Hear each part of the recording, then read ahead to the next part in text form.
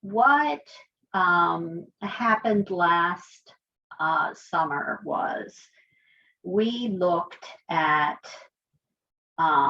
what would be our North Star. Where did we think um, computer science needed to go in elementary schools, and what should the coaches program need to do?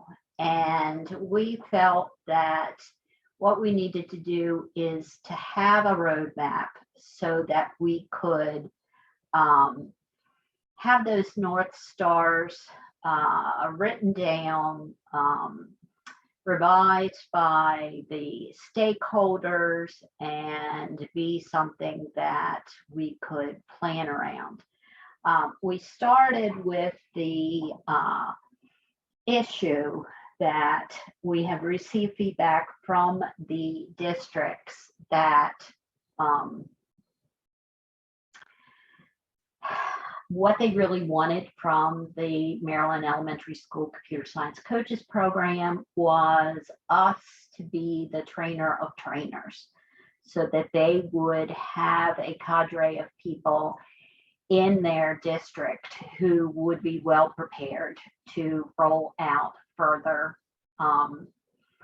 training to their districts. And when we talked about it, we said, well, yes, that's really what we wanted to do. And the onboarding program was pretty platform agnostic.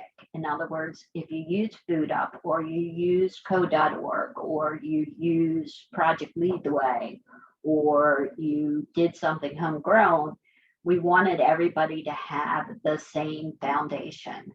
And we've been pretty good at onboarding. We have 50 people in throughout the state that have been through that process. But as we looked at what would we need to do to prepare teachers to roll out this work, we really felt that that training needed to be specific to the curriculum and the platform chosen by the districts. So we were like, okay, how are we going to do that? And so that's the context that we started this work on designing the roadmap from. And some of you have seen it and some of you have not, so I'm not going to belabor it, but basically what we said is we would set some benchmarks by 2026 and 2031. And we looked at the MCCE 15-year goals, and we said, yeah, they're really good, but we want to be a little more specific in elementary. So what we decided is that we would like to offer these goals for communication. And basically we shared with the districts, and then yesterday I shared with the higher ed, that we would like every student pre-K to 5 to have a computer science or computational thinking experience each year by 2026. Then we said by 2031, we want every child to experience computational thinking integrated across the curriculum, and a comprehensive computer science, i.e., that it would cover all of the Maryland standards in the grade that the standards happened. So in this morning's panel, you saw the energy of some really amazing people, and they certainly demonstrated excellence and gave some insights into the process and, you know, what the barriers are to this work. But let me be clear, that is not the bar that we're working on today. In effect, there is no bar, okay? Your school system, each one starts at a different place and each one will move to a different place. And we shared the panelists because we feel that the lessons learned will be productive as you proceed through your path. So, kind of a summary is I said CS or CT, one person per school and 1 unit per grade by 2026. And I know that's aspirational, but you kind of have to put the goal out there. 2031, computational thinking and computer science. Computational thinking, all of your classroom generalists. Computer science in a comprehensive way, 1 teacher per school. And again, in terms of what we will be covering, all of computational thinking and all of the standards by 2031. So that's my North Star. That's where we want to be looking at. Certainly, this is still in draft form. We welcome your comments on it, but I want to kind of set that up there as something for everybody to think about. Okay, so this work in your small groups by district, we're going to put you in your breakout rooms, and then we're going to invite higher ed to join the rooms that they want to join in. Most of the rooms are going to be specific to your school system.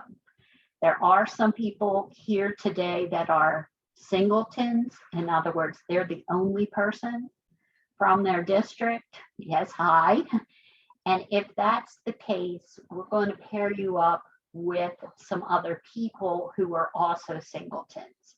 And the higher ed people can join those breakout rooms as well. So what are you going to do?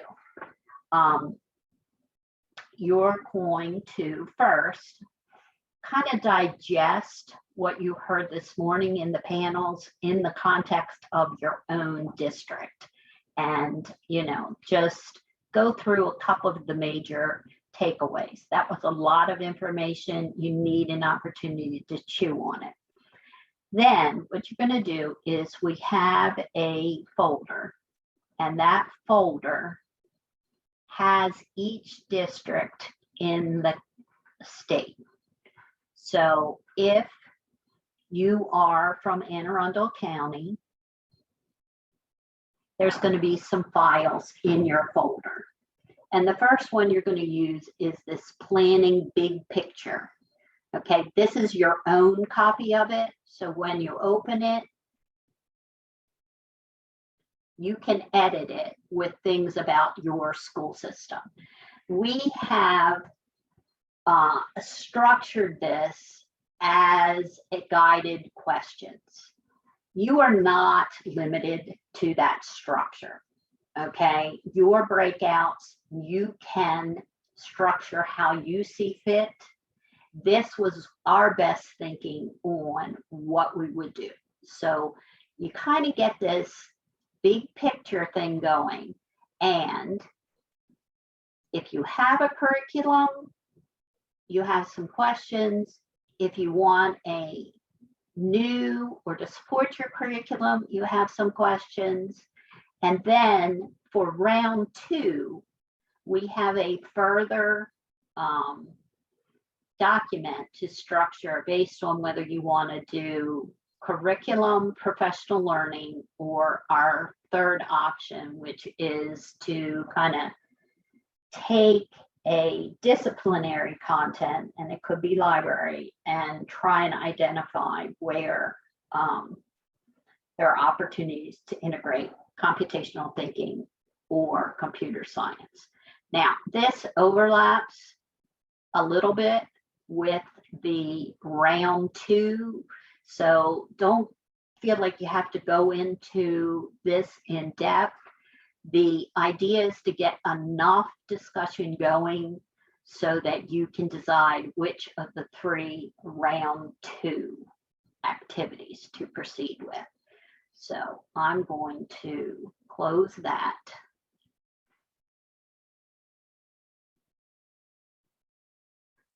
And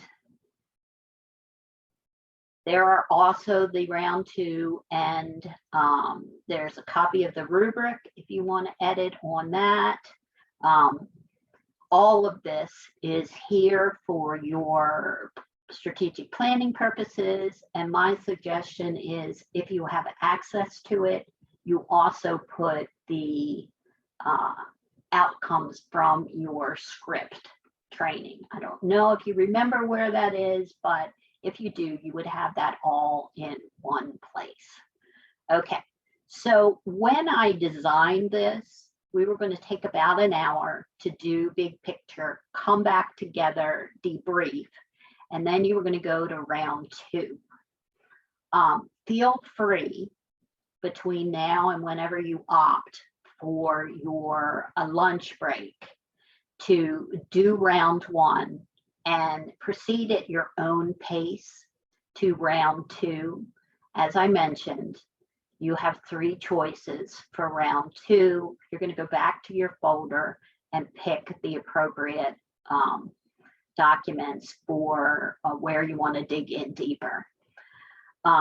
We also heard loud and clear as we went through that roadmap that yes, the goals were aspirational, but they were desirable, but the districts would need, school systems would need more supports to be able to reach those goals. So Elisa has done some work. If you're not familiar, this is the copy of the standards with notes on it to help explain it. This is the rubric that you heard people talk about. And then this is the rubric filled out for code.org, Computing as Another Language, and the free version of Tinker. On slide 5, you had those resources for the units at a glance. The curricular reviews. This is a work in progress, but we took the work that Massachusetts did and they evaluated the curriculums that are hyperlinked here. And we started working through changing the Massachusetts standards to Maryland standards. We're not through that, but that's here as kind of a beta resource for you to look at, and we'll be looking to you for giving us some feedback on that. Another resource is ECSNet.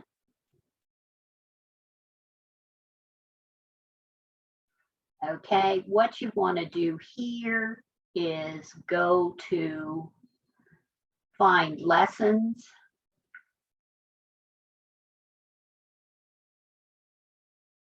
And this is a search capability. You can search by grade and subject. Some of the lessons are really high quality, and some of them are just there for inspiration. If you want to only look at vetted lessons, there's a checkbox for that. Then the last thing here is something that we're announcing and sharing today. Basically, there are a number of professional developments that MCCE has been conducting over the past summers and then the onboarding. So these are course descriptions, and for onboarding, you'll see that you can actually see what the sessions were, what we wanted to do with them. And you have access to a copy of this as a student, but any of these pieces, let's say you want a debugging hour in your PD, you are free to take it. This was all put into Canvas so that it would be modular and could be used by people. You are not expected to be there yet, but that's another resource. Questions? Okay. Kathy, there were questions in the chat. Okay, let me stop sharing. Specifically about Susan Phillips from Montgomery County asked, is there a proposal or plan to add this to COMAR? I wish Elisa were here. So I chimed in. Elise and I actually had a conversation last week about something else, and COMAR came up regarding other special areas, and her comment was, you know, we really didn't talk or think about much about mimicking that in COMAR for computer science, and that she was going to take it forward to, I don't know, someone, but that was going to be something that she thought would be a good avenue to take. So just for what it's worth, that's the little bit that I talked with her about it. Yeah, so certainly it's in the thinking process. We hear you. This also came up as we reviewed the roadmap that to get administrator, superintendent, assistant superintendents of curriculum instruction on board, that if something came from MSDE, it would be very powerful. But you know, it's we are a local control state, so they can't really say what you have to do. So right now, I'm framing this as guidance, okay, done together with MSDE and MCCE. It is not a mandate. My personal feeling is that we don't want to go that way in elementary. I think mandates were necessary at high school, but I'm advocating for providing incentives, and whether that becomes some kind of micro-credential endorsement or whatever, that's a longer picture.